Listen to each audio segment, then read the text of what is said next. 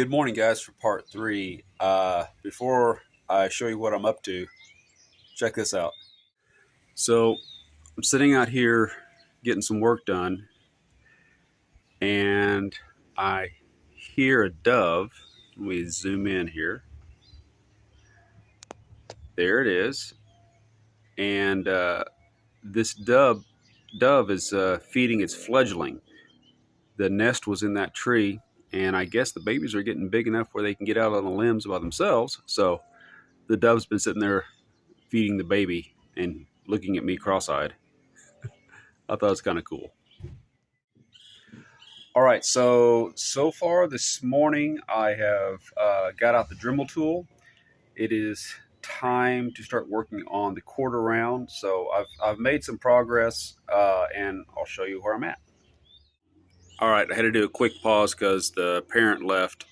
So there is the little baby. I guess you call him a fledgling at this stage. Anyway, he's just enjoying the morning sun. All right, back to it. So this is the setup I've been using. Got a little Dremel tool with a 120 grit drum, the small one. Basically, I just kind of throw my leg over the vise. That keeps it in place. And here is where we're at. Get that where you can see it. Of course, the grind lines are in the wrong direction for right now, but this is basically just the first stage. I'm going to try this with a different background. All right, so as I said, the grind lines are the wrong direction for right now, but that'll be changed soon.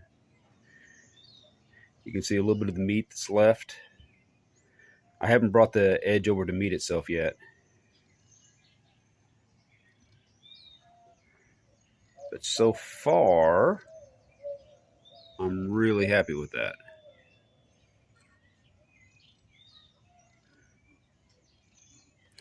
Next step is going to be locking the knife in place and getting out. I'll be using a mixture of sandpaper on a rod, and then going from sandpaper to probably a diamond rod. But I'm pretty sure at this point we are done with power tools. So I'm using this white ceramic rod as a backing. Sometimes I'm just basically pressing the sandpaper up against this and putting my thumb on the other side and pulling through. But see if I can get this to focus. Here's where we are with 80 grit. Or 60 grit, sorry. Here's where we are with 60 grit. And I'm about to go to the 80 grit here in just a second. Start working our way up. The front's already been done. It's convexed. So basically what I'm trying to do right now is getting both sides to meet in a nice kind of organic flow. One thing I would say, I don't do a whole lot of safety speeches, but any sharp object that's locked in a immovable or somewhat immovable object is extremely dangerous.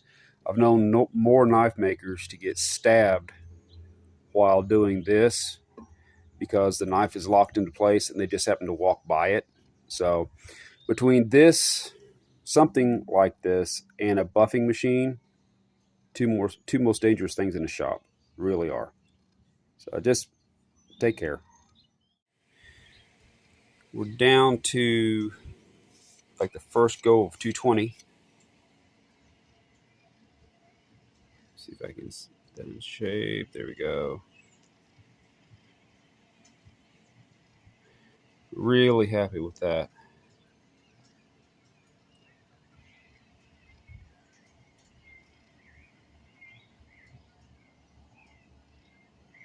Take the knife out of the vise so you guys can kind of see where we're at here. This is with the 220 again. And at this point, I'm pretty much just sanding with the paper, some oil, and my thumb.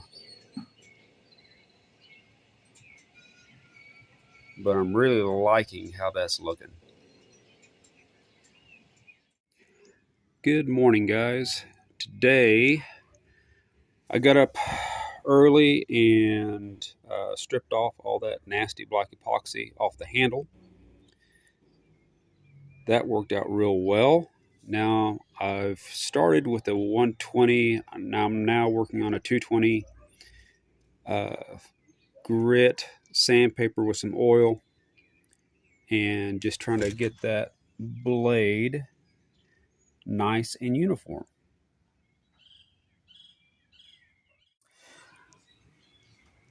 I just got off the buffing machine with this knife.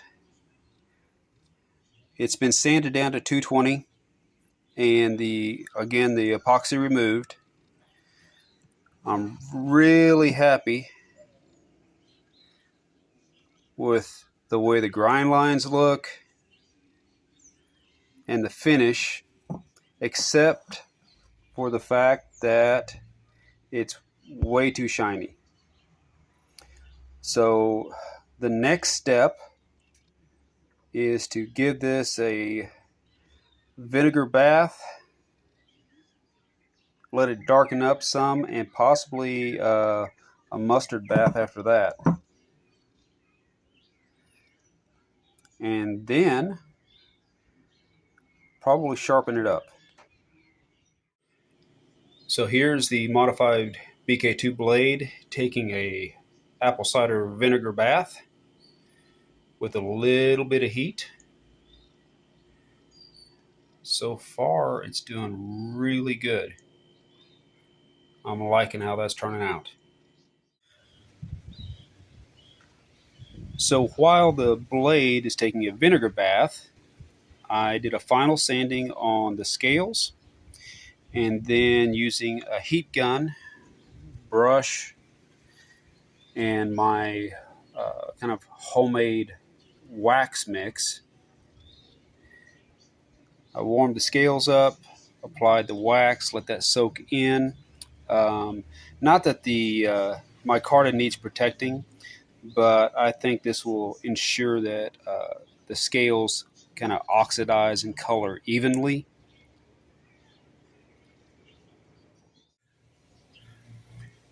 So I had to put it together. Take a look.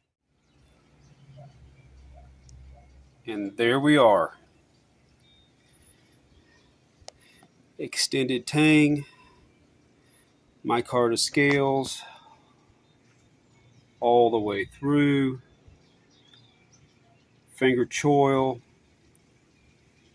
quarter round, full proper convex edge, nice and pointy with a swedge.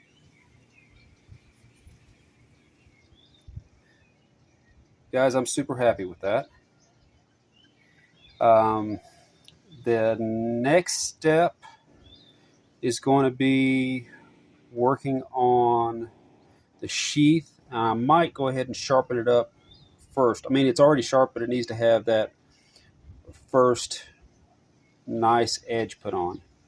I'm really happy with how the vinegar turned out, the vinegar patina.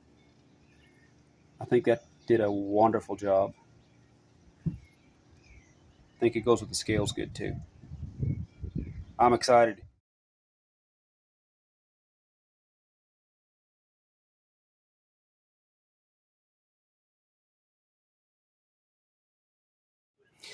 All right, I just got through touching this up with a ceramic rod and a little bit of leather strop. See how it does.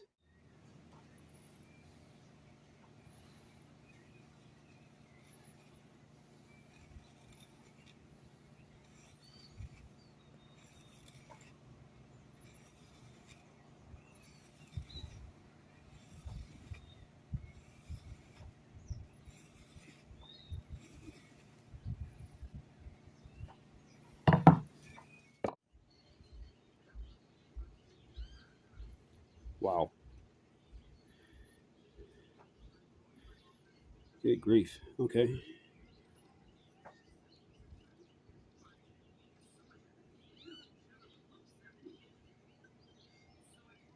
definitely hair shaving sharp.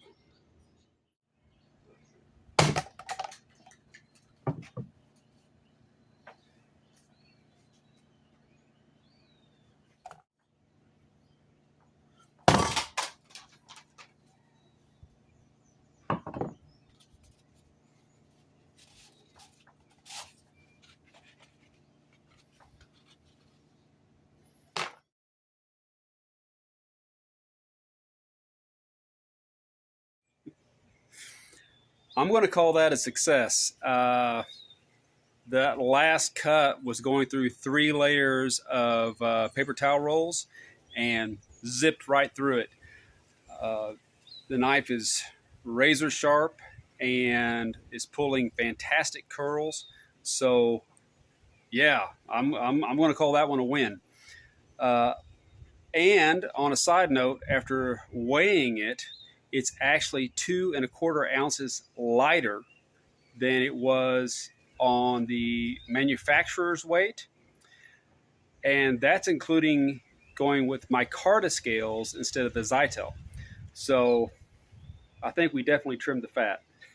Anyway, guys, I just heads up, the next video is probably going to be more sheath oriented. I'm going to start working on getting the sheath put together for this knife. I'm super excited about that. And thanks for coming along with this little adventure with me. As always, stay safe, take care, and God bless.